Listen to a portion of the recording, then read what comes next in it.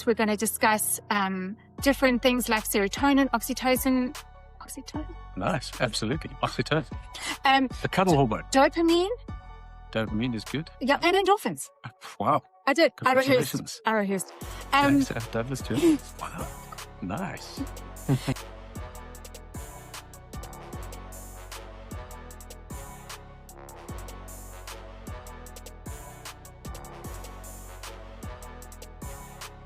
Let's get into it. Let's dive straight into it. So, And let's get some brain-derived neurotropic Yes. factor. Okay. Can you say that? No, Okay. I'm not never going mind. to repeat that. You say that Wow.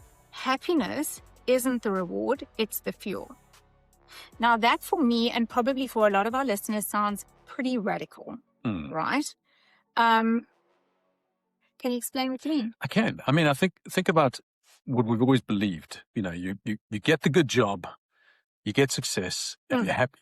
Mm. But you get the good job, you need a better job. You get a good salary, you want a better salary. You hit your sales targets, you get stretch targets. So it's like we always put success Yeah. over the horizon. We never quite reach it, never quite get happy. But Mm. that's the old school thinking. It's actually broken. The truth is, happiness Mm. isn't the result of success. Happiness fuels success. And we're going to dive into how the hack your happiness are, you know, the phrase that you like so much. But maybe just as a bit of a background, Jax, I mean, it was fascinating. It's almost a sideline interest of mine. Looked or read a book years ago called The Top Regrets of the Dying. Okay, written by a palliative care nurse, Bronnie Ware, spent 20 years with people on their deathbeds Mm. and wrote a book about the top regrets of the dying. Fascinating. Top 3 regrets. Third one was, I wish I hadn't worked so hard. Interesting. The number one regret, because I'm going to come to the second one. Mm. The number one regret was, I wished I'd had the courage to be true to myself and not live the life Wow. that others expected of me. Number one regret, which is amazing. But the one we talk about today was the second most common regret. I wish I'd let myself be happier. And I love that thought and statement because it was, the implication was, hey, happiness is a choice. Mm. Happiness is something I can proactively pursue. It's not something that happens to me. It's not something environmental. I feel happy. I don't feel happy. It's a choice. And on their deathbed for, you know, most people to say, I wished I'd let myself be happy was really eye-opening. And happiness in this instance is not just more cat videos. You know, I mean, that's not happiness. In fact, there is a world database of happiness in Rotterdam somewhere. It's the Erasmus something. The World Database of World Happiness. Database of Happiness, a bibliography of happiness. So at the current, like I Googled a little earlier today, or ChatGPT, around 17,500 publications Yeah. on how our happiness fuels success, the benefits of happiness, the way it rewires our brain. And so what I really want to say is, what we're talking about today, hack your happiness, is not fluff. It's not think positive and hope things go your way. No, Because that's a misconception. Exactly. That's almost toxic ultimately. This is fuel. This is science-backed and grounded tactics and habits, if you like, that are going to help you to train to be happy. Imagine that. Feel like, and train to be happy? Absolutely. Yeah. So I actually want to just touch on something that you said there, because you qualify happiness as the fuel to success. What do we qualify as success? Because I think, like, if you look generally through society has sort of an overall view of success. You get the good job, you get the good salary, you have the family, So I think let's just qualify in terms of what we mean when we say happiness is the fuel to success. Do we mean wealth? Do we mean family? Or do we mean just overall life happiness, like overall life contentment? So, I mean, that's one of the questions to be asked. And I think the best way to answer that is, what's the best wine in the world? And the best wine in the world we know is the wine that you enjoy most. Yes. And I think it's the same for success. So what does success mean to you? So it's not so much about the wine. No. It's not so much about the label. It's about the wine. Thank you, David Levy. Thank you very much. I'm in grade 11. Am I thinking about a job? Am I thinking about success in relationships? No. I'm thinking about getting great grades so I can get university exemption. That's successful. I'm not thinking about grades. Sure. You know, so I do think it's a very personal, a very, unique So definition. to our listeners, you have to qualify for you what success is, and then you'll be able to follow this hack your happiness, or at least try it. Like, let's be honest, let's try it. Listen, I got a question for you, actually, just before we get going. We're talking happiness. So what would you say is the opposite? And in fact, to our viewers, think about this as well. What's the opposite of unhappy? The opposite of unhappy is? Happy. Well, most people would think that. I think contentment, though. Well, I'll give you the simple, bland, like really answer. The opposite of unhappy is not unhappy. Deep, I know, philosophical. Wow. Wait, let me write that down. Let me tweet that. So there's deep truth in that, Jax. It is. And if you think about it, if the opposite of unhappy were happy, then technically what we could do right now is bang our heads on this desk until we were unhappy and then stop to become happy. It's not how happiness works. No. I mean, think about that. You know, and maybe if I gave you a different illustration, if you had a badly sprained ankle, yes, right, would you be unhappy with that sprained ankle? Yes. Okay. So did you get up this morning? Be honest. Everyone's listening. Did you get up this morning, feel your ankles and say, "Dear God, thank you for my healthy ankles. I feel so happy"? I did not. No, you didn't. I did not. That would be weird if you did. So yes. the fact that you have healthy ankles doesn't make you happy. It just makes you not unhappy. Yes. So happiness then becomes a pursuit. Yes. Not the absence of. So when I come home late for dinner, Jax, my wife, is understandably Who is unhappy. lovely. Shout out to Jax. But when I come home in time for dinner, is Jax happy or just not unhappy? Yes, every wife goes, I get that. Yes. That makes sense. Long story, the pursuit of happiness is a proactive pursuit. It's not a default setting. It's not something we can just expect to be happy. No, you got to go after happiness. And that's kind of at the root of hacking your happiness, if you like. So those of us who operate in the mental health arena, like, we know that trauma has the ability to rewire your brain, right? Like, literally chemically your brain changes and your neural pathways are either destroyed or have to make new pathways in order to survive whatever trauma that you've gone through, right? In the same way, you've actually alluded to the fact that happiness also has the power to rewire your brain. So tell me what the science actually says about that. Well, do you know? You're absolutely right. So we know that trauma can rewire our brains, but so can happiness. All right? It's quite simple. I mean, the science of neuroplasticity, and I want to kind of put it this way, it shows that repeated experiences, good or bad, can rewire and literally reshape our neural pathways. Say it again. Just repeat that. The science of neuroplasticity shows that repeated experiences, good and bad, good or bad rather, literally reshape neural pathways. So positive emotions like joy and gratitude and awe and love, sort of activate brain regions associated with reward, which is your prefrontal cortex. So that's, you want a big, thick prefrontal cortex. You want a small little amygdala. That's the primitive brain that's sitting there ticking over. Exactly. And that's essentially what positive emotions do. So flood your brain with dopamine and serotonin. And over time, these emotional states strengthen the neural circuits of optimism and resilience. And so essentially, that's how you can train your brain to be happy. That's how you can rewire your brain through happiness. I love that. Yeah. And it's neuroplasticity. Good experiences, bad experiences. Which actually adds to what you were saying before, is that it's the pursuit of. So in order to rewire the brain, you have to pursue those things in order to make them a part of your daily habits. Absolutely.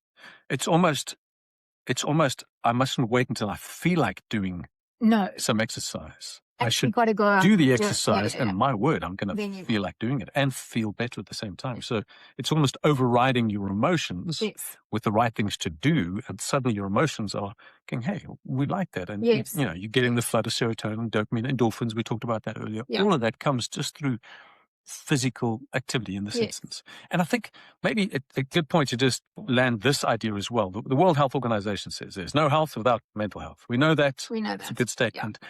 But it's a statement that almost implies we're going to work on our physical health and our physical and our mental health. Yeah. Like mental health here, physical health here. But the truth is, what's good for the Yeah. body Yes. is good for the brain. Because we're all connected. So Precisely. like a little connection. And so what's good for me physically is actually going to be good for me mentally as well. And that's something that it's just, I mean, it sounds simple and basic, but it's such an important tenet to land. What's good for the body is good for the brain. What's good for the brain is good for the body. So I just, on a personal note, like for myself, I know that, so oftentimes I'm exhausted, hello menopause, and my son goes to the gym and he likes it when I go with him.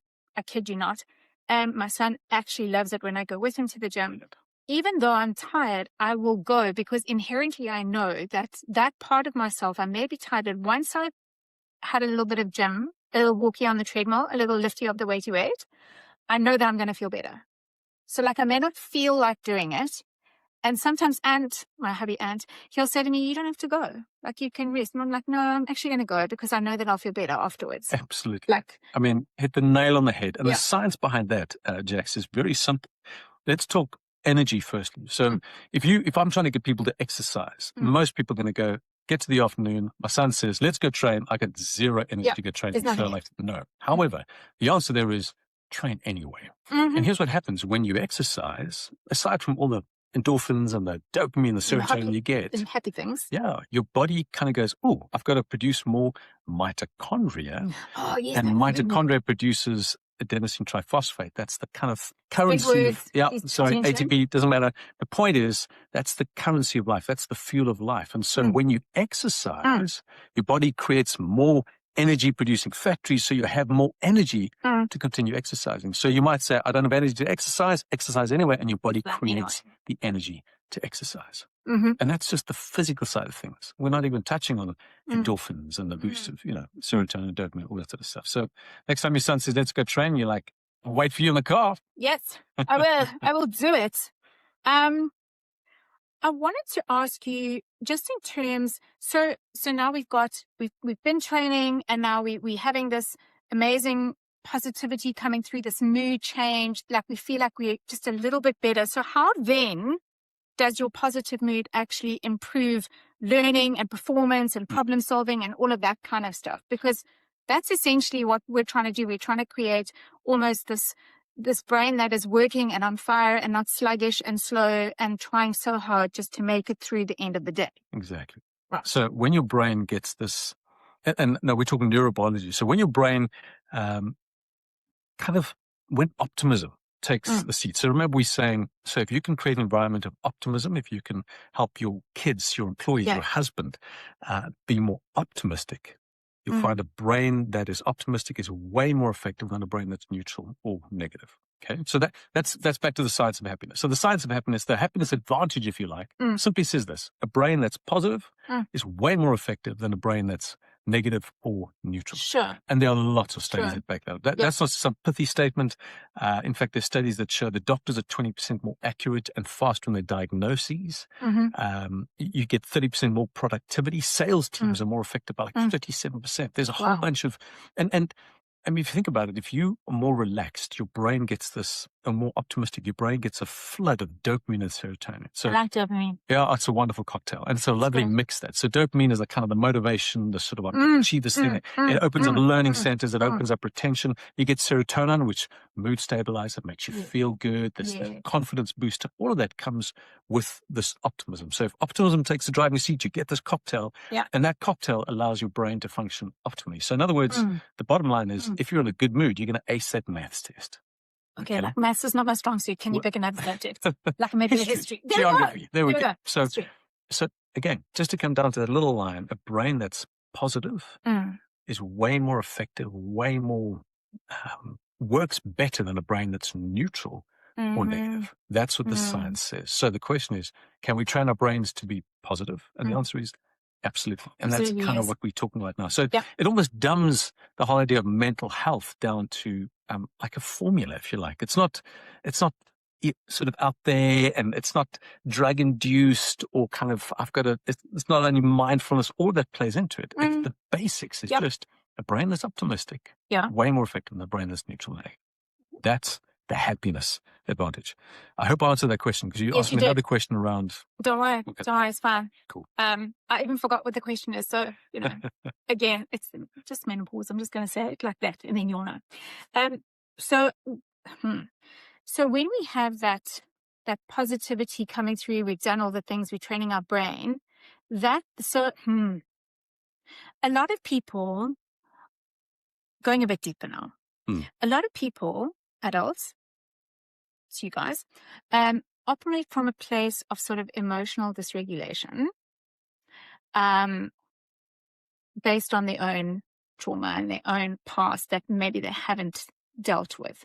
So if we then start to train our brain in that positive way, in the way that gives us, and we're pursuing it, so it gives us our little dopamine, and it gives the mitochondrial that then is going to lead to a mind shift, and it's going to lead to a mindset shift. Because I'm thinking, in my experience, a lot of people that I know inherently will pick up genetic traits, and a lot of us, to be honest, have not dealt with a lot of stuff in our childhood that maybe have caused a little bit of, and oftentimes with moms, we'll see emotional dysregulation and they react out of that. So what can we say to, so it's lovely that we can go to the gym, but what do we say to the mom who is new mom, 3 kids under the age of 3, speaking for myself, and now we are exhausted? How do we then shift our mindset? What kind of things can we do for that mom specifically? I'm just talking that. I'm totally spitballing, so go with me on it. What comes into your mind? So 2 things. Let me try and answer that question 2 ways, and it's a great question, Jack. So if we look at human flourishing, optimism, happiness, yes. Three things that really kind of come into play: the genetics, environment, lifestyle. Okay, genetics, 10%. Yeah. Environment, 30%. Wow. Yeah. That much. Lifestyle, 60%. Wow. And environment is kind of workplace culture. What are things like at home? It could be, do I have access to green space? Or am I stuck in the Cape Flats and I don't see a tree for days? It's all of that sort of plays a role. And genetics, literally only 10%. So it's 10%, but it's just 10%. So if you were to do something around flourishing, around happiness, you focus on the lifestyle, 60%. I mean, that's your big wins. That's for mental health. Yes. The statistics are different for mental illness. Correct. So there's more genetics that come into play there, often more environment. I mean, adverse childhood events, huge role to play when it comes to, both mental health and mental illness. And maybe at this point it's worth separating the two. Yeah. Because make the distinction. Go. Exactly. My experience is people are using mental health and mental illness as the same thing. They're not the same. Not. No. Mental illness, diagnosable condition. Depression, anxiety, schizophrenia, it's diagnosed. We know you have that. Mental health is just the way we deal with life, the ups and downs, our emotional regulation. Everyone experiences mental health. Just like you're either physically healthy or physically sick, mentally healthy, mentally not so healthy. Yeah. So everyone experiences that. Not everyone experiences mental illness. Okay. So in the past, it was one long continuum. I'm mentally healthy and I'm mentally ill. Now we're seeing that very differently. Now there are 2 continuums. There's a mental illness and a mental health continuum. Mental illness says I have no diagnosed mental illness, or on the other side of the spectrum, I've got significant mental illness diagnosed, requiring treatment. The other continuum is mental health in terms of I've got great mental health or not great mental health. Are you with me? So they're 2 different things. There's 2 different which things. means you can have a mental illness And still diagnosed flourish. and still be mentally healthy.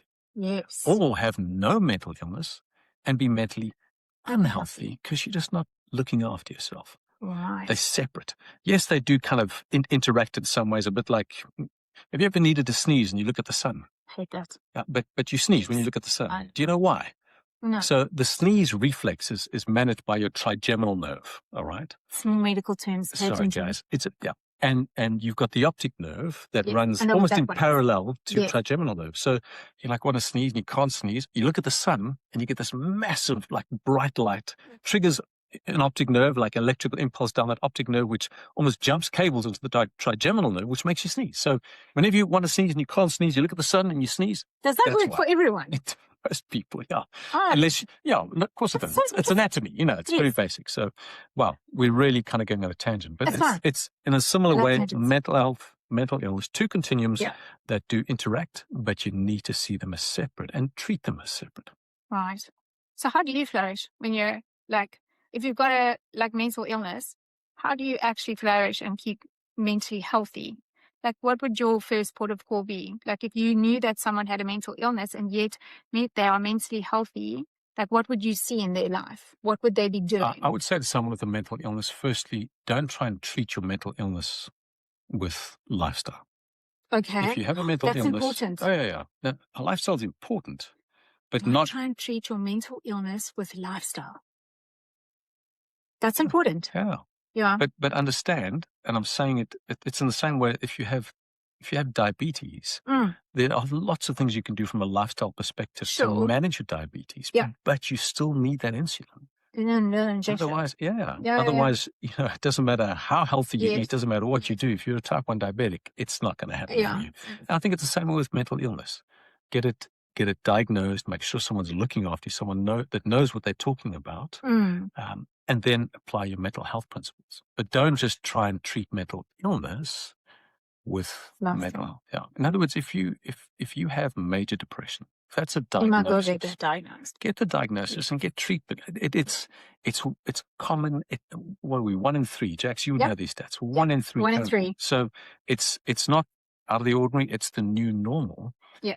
But don't try and manage that by yourself. Mm. By these mental health hacks. Mm. Get it seen to, speak to someone, get it treated if it needs treatment, Mm. and manage it that way. That's the implication of don't manage mental illness with mental health lifestyle changes. Because actually, the statistics are 1 in 3, but mostly women. It is mostly women who suffer with mental illness, and that is brought on by, it's also mostly women who suffer with autoimmune, actually, because of the stress and having to suppress their ideas or themselves because they're put into roles that they are not necessarily wanting to be in. I'm just going to leave it there because that's Sure. a whole nother conversation. Yeah. But I wanted to speak to the parents out there, and especially to the women out there. Please take care of your mental health. And if you are experiencing some kind of mental illness and you know it's there, please go get the diagnosis. It's going to help you 100%. Yeah. Don't bootstrap. And to the men out there, not to exclude the men, depression doesn't often look like depression in women. And that's why it's often missed. That's so good. So if you look at the diagnoses in the DSM-5, it's largely based on how women experience depression. In men, it's anger. It's like, I'm just checking out. It's drinking. It's just, it's meh. Yeah. And that's not often easily diagnosed. And we can mask that with which men do quite a lot. Yeah, with risky activities, because that kind of, there's all sorts of things. So high what do you call them? The high risk activities, the jumping off the mountains and the jumping out the planes and the it's a way to deal with this black dog that I just can't shake and I don't know what's wrong. So seeking the high. So I think male depression is often underdiagnosed. Really? So you're right. Currently, way more women than men, but I just think it's because the men aren't coming for help and they don't get picked up. This is truth. Yeah. This is truth. Sorry, men. Please go and get helped. Thanks. I want to just talk about now, we spoke about like the chemicals in the brain and I got all the things right. You The did. serotonin, the oxytocin, the dopamine, and the endorphins. Perfect. Speak to me about those. What is each of them? What do they mean? What do they give us? Like, help me. Okay. Help me understand. Brain neurochemicals. So we're going back into the mental health space. Yes. All right. Yes. What can we do to just increase the level of neurotransmitters? They're not happy hormones, in a sense they could be. But what can we do that improves that? So dopamine is your reward chaser. That's that, like, I tick off that thing off my to-do list. Dopamine. I love that. The text I get, the email I get, just think dopamine. Wonderful. So that's very cool. That encourages positive behavior. That's what's good for us. It's I think it's what sugar gives us. I mean, that kind of, it's unfortunate. Yeah. Serotonin is that's internal sunshine. That's like the confidence booster. I feel good. It's just, 100%. it's a very cool little neurochemical. Oxytocin, as I said, is the kind of trust hormone. It's the bonding hormone. It's a thing that really kind of connects people. Okay. Interestingly, we know that loneliness is toxic, really bad for our health. Yes. Social media has meant we're not lonely anymore, but we are more lonely than we've ever been because, interestingly, you don't get oxytocin from social media. You don't get No, it oxytocin has from to be likes. the physical connection. It's physical So, like, connection. So if you want some okay. oxytocin right now, there is some oxytocin. Yeah. For me Gotcha. and for you. Yeah. I'm looking you in the eye. I'm touching you on the shoulder. Sorry, Yeah. Ant. Okay. It's a case in point. That's how you get oxytocin. A handshake. That's like just, hey man, good to see you. The warmth, the touch, oxytocin. You don't Right. get that in social media. So connected to physical touch. And physical presence and Okay. looking in And someone's eye, contact. all that sort of stuff. Yeah. Right. Gotcha. And then endorphins is the fourth one, and that's just it's I like mood booster. It's a painkiller. It's what was interesting, and this is just an aside. Fascinating study some years ago that actually looked at exercise because you get endorphins when you exercise and Prozac as a way to manage depression. So now we're kind of going, hang on a second, you said you shouldn't. I'm still saying you should. But what the study showed, that exercise was as effective as Prozac when it came to treating mild to moderate depression. Right. So same treatment profiles, took like 6 weeks to 8 weeks to really kind of have an effect. But very, very interesting. So I'm not saying that's a treatment modality. No. I'm saying when you play in the but I'm saying when you play in the mental health space, that's that like some of those little connections. That's jumping cables between the mental health and the mental illness continuum. Right. There is overlap, which is great. So those are the 4 chemicals. And basically with lifestyle changes, we go back to the 60% of lifestyle causes that allow humans to flourish, that allow humans to be optimism. It's, if you talk about, happiness hacks, what are the lifestyle factors? They're all the factors that would increase those 4 chemicals in your brain. They're just like up the cocktail. Yes. Yeah. That's the simple neurobiology and the simple science. Is that achievable like on a daily basis? Yeah, of course. Because that's like listen, I don't think there's some days are not perfect. Like, let's be honest.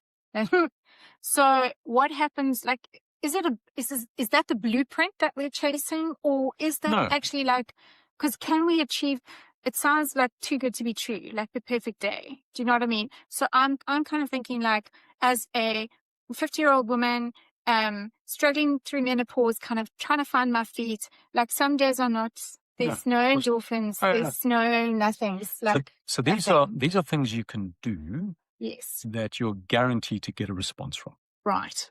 Okay. Got you. So for example, if you're not getting at least 7 hours of sleep, here's what happened. Let's talk a bit about sleep quickly and your amygdala and please. When you and I sleep, and again, we're jumping into the woods here, but we're jumping around. Go. So when you sleep, you essentially have 90-minute sleep cycles. Okay. 90 minutes. So first 45 minutes, light sleep, your body's kind of relaxed and it's just happy stuff. Mine are more like 3 minutes.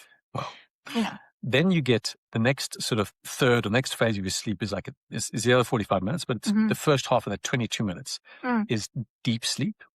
That's when you completely almost paralyzed. That's when your body does all its physical repair. So muscle repair after a hard session of training or injury, or your immune system. That's when your immune system is boosting. Your body's doing physical repair on itself. Okay, that's the next 22 minutes. Then the third 22 minutes, or the third phase, the last 22 minutes, is your REM sleep, rapid eye movement sleep. That's when your brain does its maintenance. That's like your emotional detox. That's when your brain kind of reorganizes, reprioritizes, just normalizes what's going on. All right. So that's a vital cycle.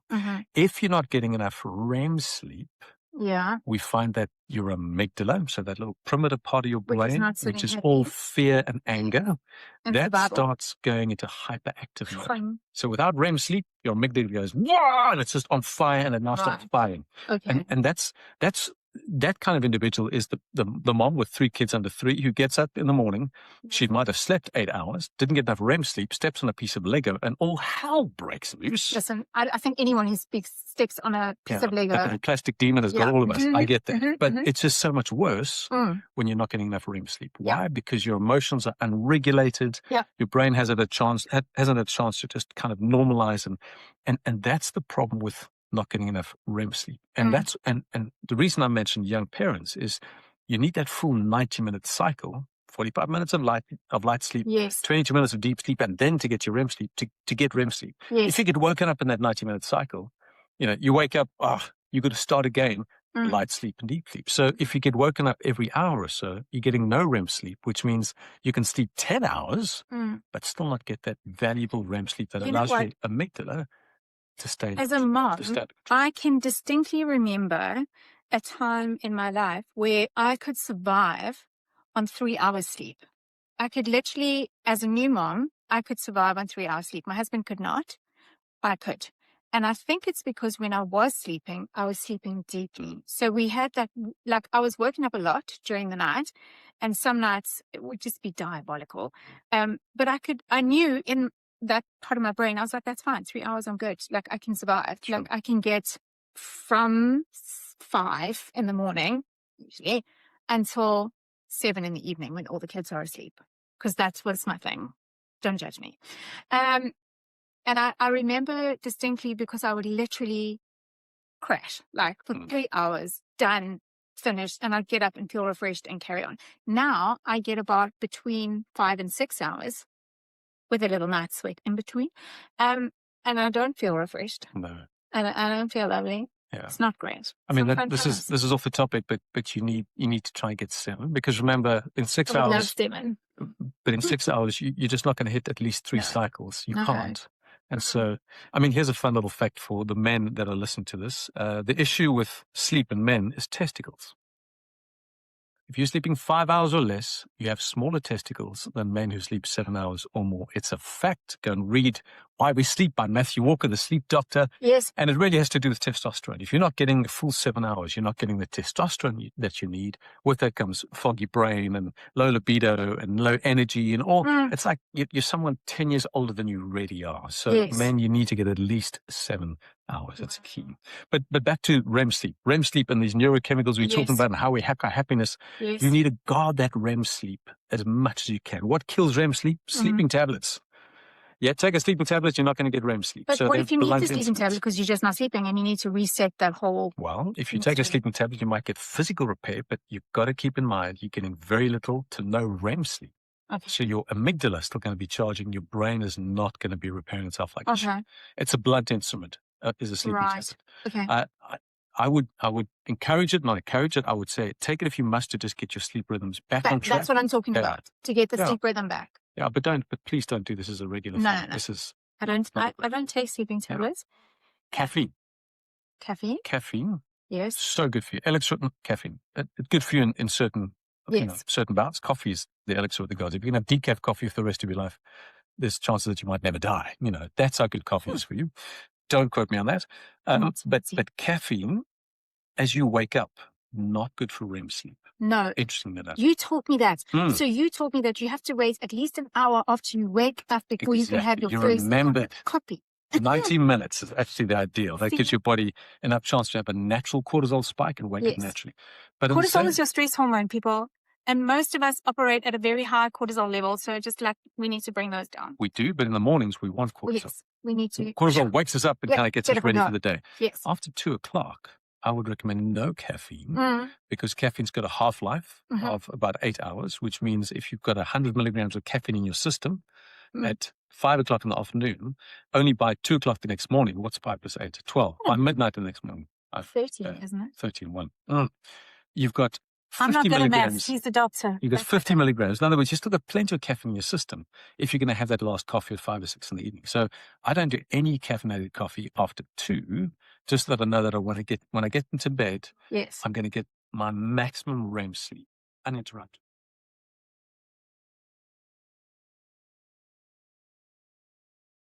Okay. So, we're talking, where were we? We are on oxytocin, endorphins. Yeah.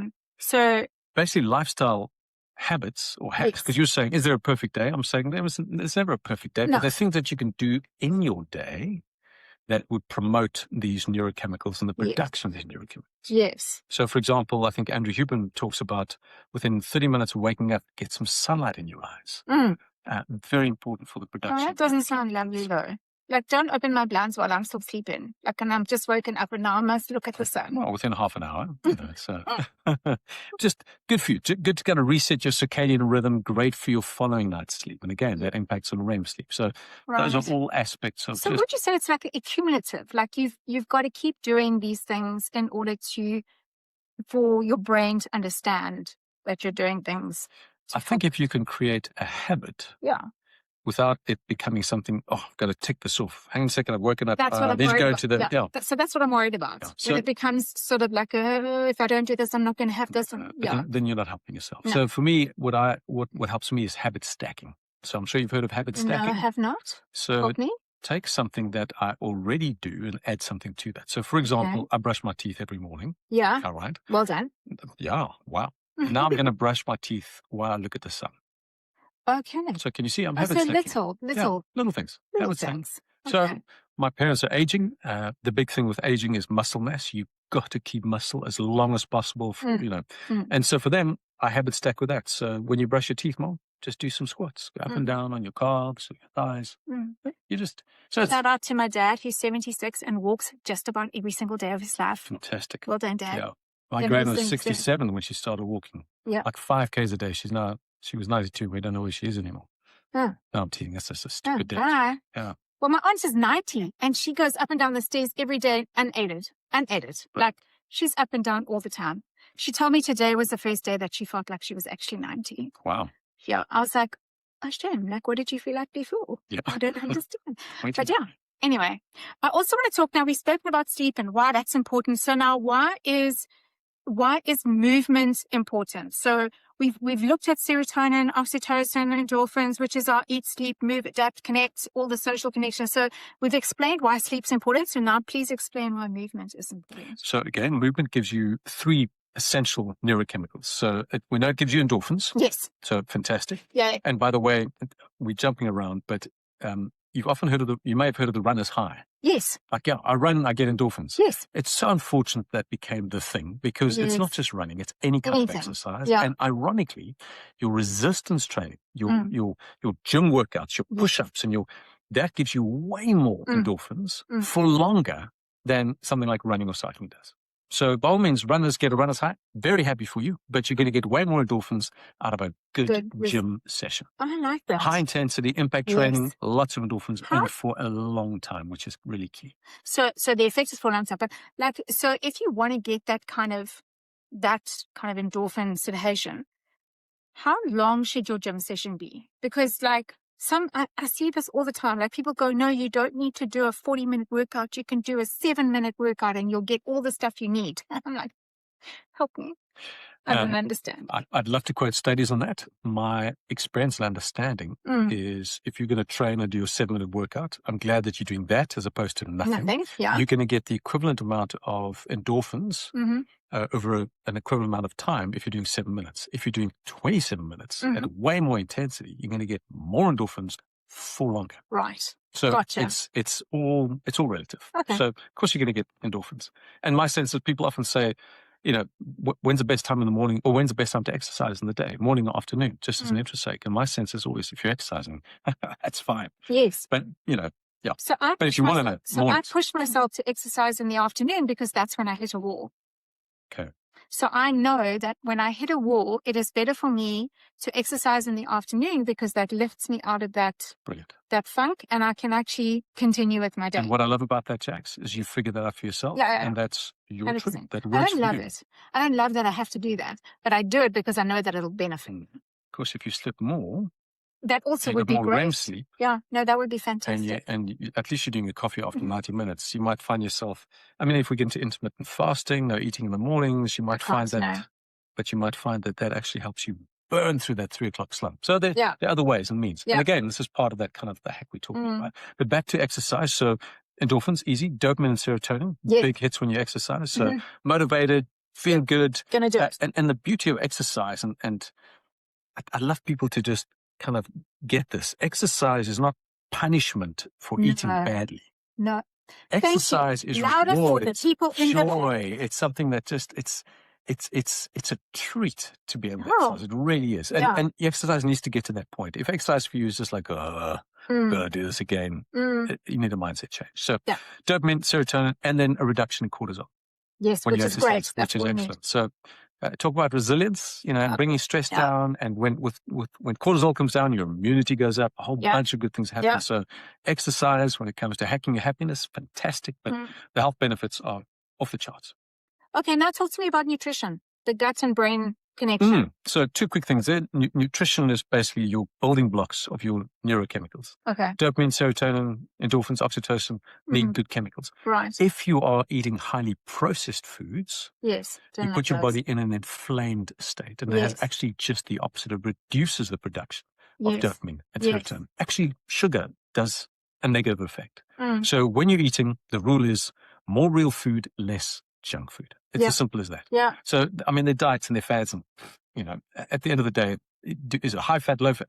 Just more real food, less junk food. Anything processed, anything with sugar, you just want to avoid like the plague, because it creates inflammation. Inflammation reduces dopamine, serotonin. I just want to put a little disclaimer in there. In our household, we are actively fighting against eating disorders. So we have someone in our household who is recovering from an ED and has been recovering for this year will be 4 years. She'll be in recovery. Yay. And we know from studies that it takes at least 7 years before you can actually be cured from an ED. So in our household, there are no foods that are barred. All foods are absolutely on hand, and all foods are acceptable. So I just want to put that disclaimer in. If you are someone who is in recovery, or you're a parent with a child in recovery, you know that kind of thought pattern it's a very sensitive subject, right? So please support your person who is going through their ED or recovering from their ED. No foods are off the table, and all we want to do is get them back into a natural and healthy rhythm of eating and enjoying and savoring their food, right? Because food is fuel. Absolutely. Yeah. Which brings you back to the sugary content again. You get good feel, get bad feel though. But it's a great illustration of don't treat a mental illness condition with mental health tactics. Exactly. Only. Yeah, exactly. I'll describe. So I also want to gut-brain axis. So the second brain, you talked about that. So brain, gut, but what's the connection? I want to know about that. Because a lot of people suffer with autoimmune diseases that usually start, don't quote me. I don't know where I read it. But I've heard that a lot of autoimmune diseases start in the gut, connected to the gut. So what do you know about? Yes and no. The challenge of autoimmune diseases is we know so little about that, about the origin of. I mean, it's a difficult condition to get into, or a difficult state to get into. Yeah. And it's a bit like cancer. Not all cancers are the same. No. In fact, every cancer is unique in the same way that autoimmune diseases are often unique. So to say they all start in the gut, some do. Some don't. See, that's what I thought, because out of the 5 of us, 4 of us have autoimmune diseases. So there you go. If anyone wants to study our family, come on down. So that's why I wanted to ask that question, because how does the gut health and the brain health, how are they connected? So, let me tell you about gut health and happiness. Yeah, please. Gut health and mental health, if you like. I like that. 90% of your serotonin is produced in your gut. No. So if you've got Remind us what serotonin is for? Serotonin is an internal sunshine. Confidence, that sense of that feel good, regulated emotions. 90% produced in your gut. Yeah. And if you've got a healthy gut bio, which you get from whole foods, yes, you're going to be producing plenty of serotonin. If, unfortunately, you're doing processed foods and the inflammatory state of what you're eating, you get into dysbiosis. Okay. And you can't produce the amount of serotonin that you need. You get into serotonin depletion, and that affects your mental health state. So food really closely connected to what you put into your mouth. Well, to your happiness. Food is obviously connected to what you put into your mouth. Sorry, I'm just... So Jax, you brought that up a lot. So let me say this just as not as a disclaimer, but often, and you'll hear that on social media often, is, in my experience, X. Yes. I seldom say that because my experience is very different from yours. And you cannot base an idea, you cannot base a treatment plan, you cannot base advice on my experience.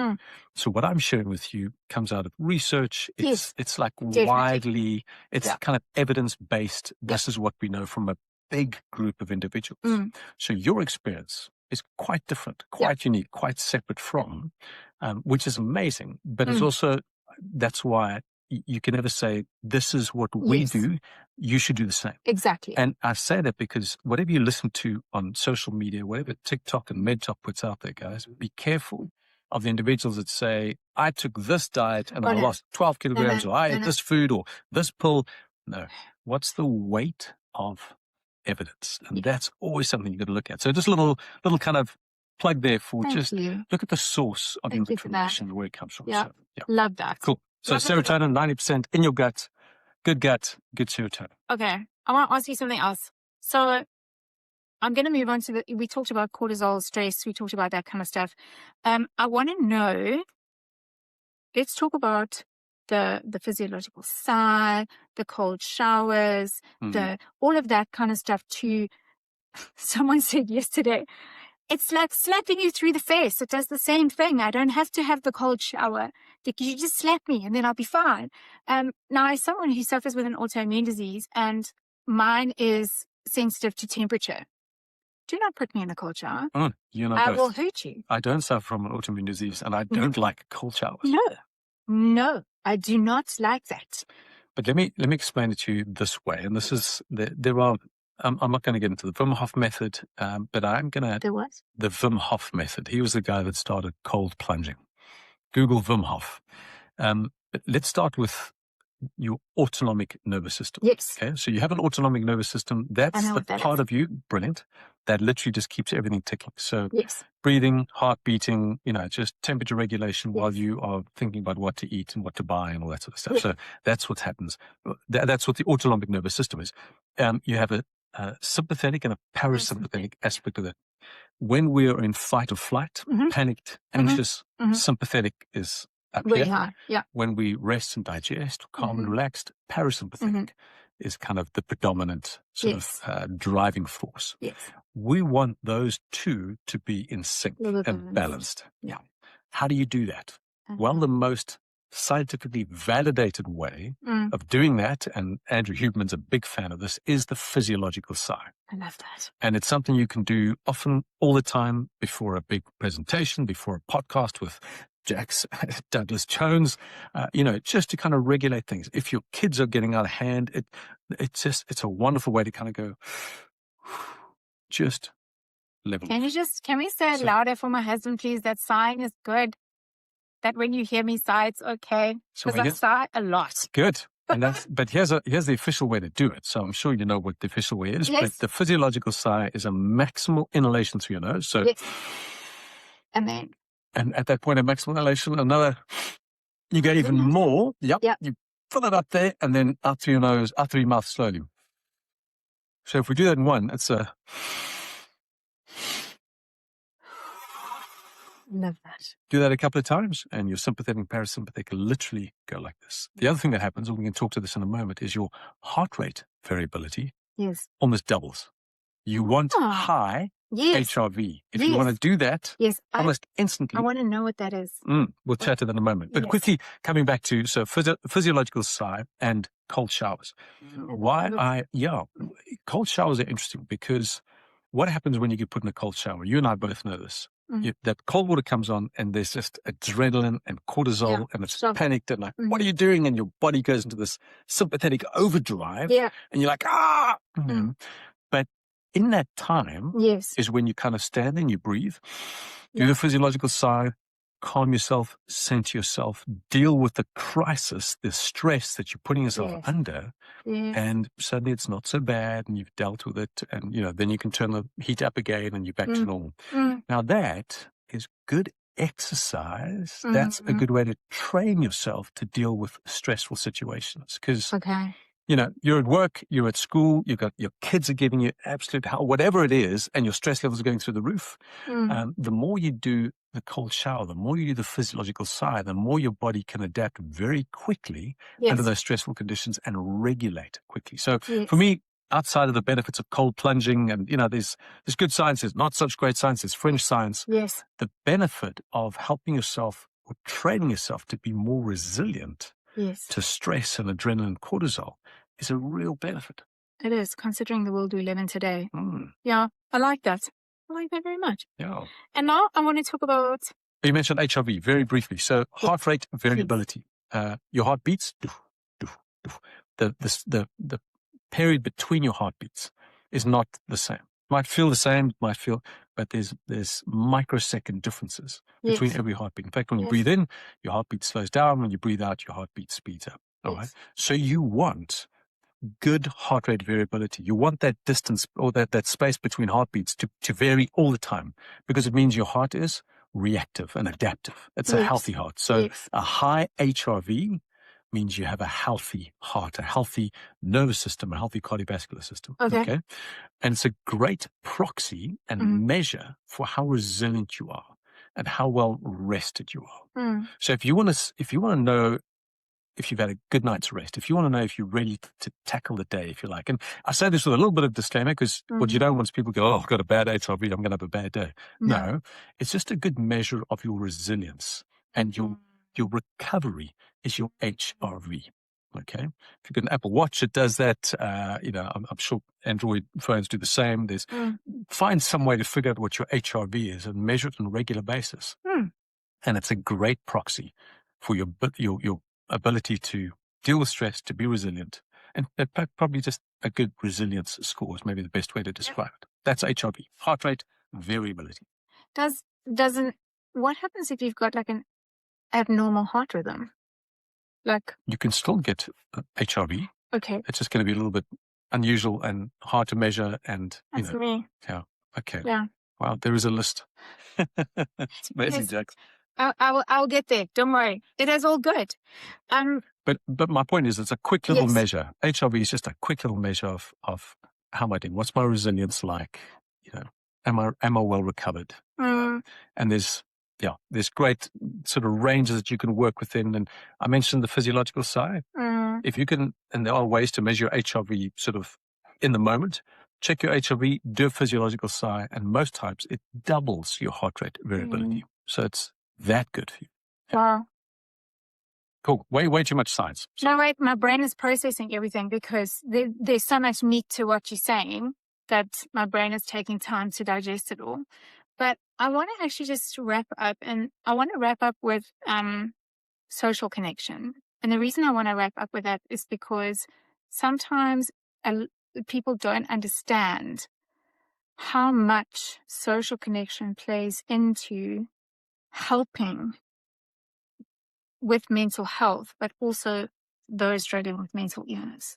Because a lot of times people who are in that state of mental illness, and when I mean, I'm talking about an adverse state, right?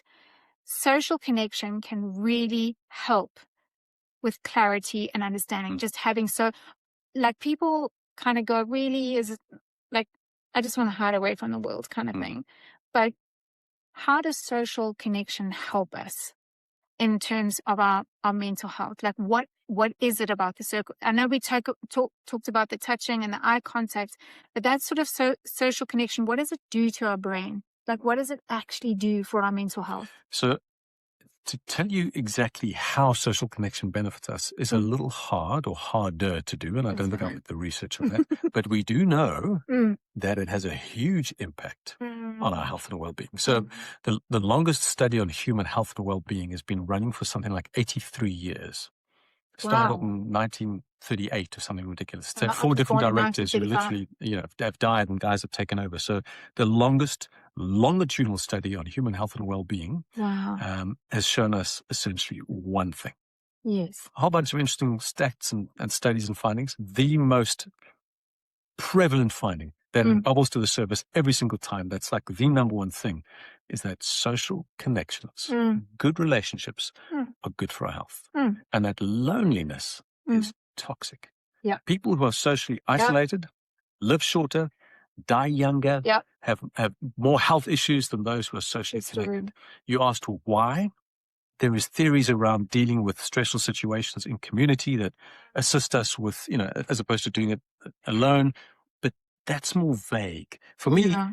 I can't quite put my thumb on the why or explain it, but I know the how, and I know that Yes. it works. Yes. And that's key. I mean, if you think about, I heard this morning, when babies are born and they open their eyes, the first thing they look for is human connection. Yeah. That's like the 100%. drive, the human drive. I want other humans. I'm just looking for people I like need me. it. Yeah. And then when they get old enough, we'll put a screen in their hands, and all their ambitions for human connection dissolve, and they become addicts to the screen.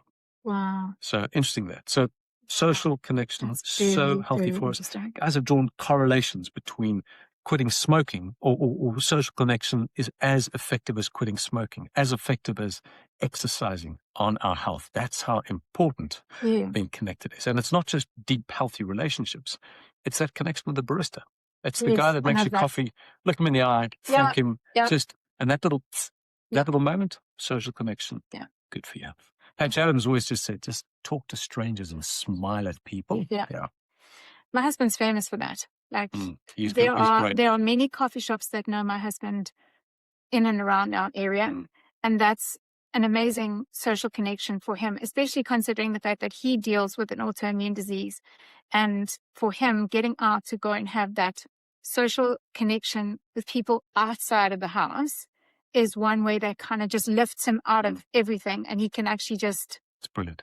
forget My about experience it. with Anthony is he will, I'll be having coffee with him, we'll chat to someone, and after, like, so where do you know the guy from? He goes, Yeah, I don't know. Met him now. Brilliant. So social connection, very important, people. Please, I just want to say thank you so much for coming in today, for Sure, Jax. sparing the time for us. I really, really, really appreciate it, because this is such a big thing in what we do in terms of promoting and advocating for good mental health. And I love the fact that you actually made time for us. Sure. It's amazing. Thank you. Can I just say this, Jax? It sounds like after what we've spoken about, and there's been lots and tons of stuff, Meaty. information, it's meaty, yeah. Yes. And you might kind of go, where do I start? What do I do? If you're feeling like that, small step. Yeah, tiny. It's just Brush your teeth and look at the sun. precisely. Take a small step. So just pick, whole food over not whole food. Yeah. You see what difference that makes. Yeah. Just a little bit of exercise. Mm. Go for that walk that you didn't feel like doing. Just those little things that you could actively do without having to overthink it, without having to Sure. add complexity to your life. Just do that. Yeah. And it starts this upward positive cycle. A little bit more dopamine and serotonin and just a little bit more confidence, and it blossoms. And it just starts with taking that first small step to love yourself. And with that, ladies and gents, we thank you so much for joining us again for this episode of Hack Your Happiness. Thank you. And once again, we will see you again next time. Thank you. Goodbye. Thank you.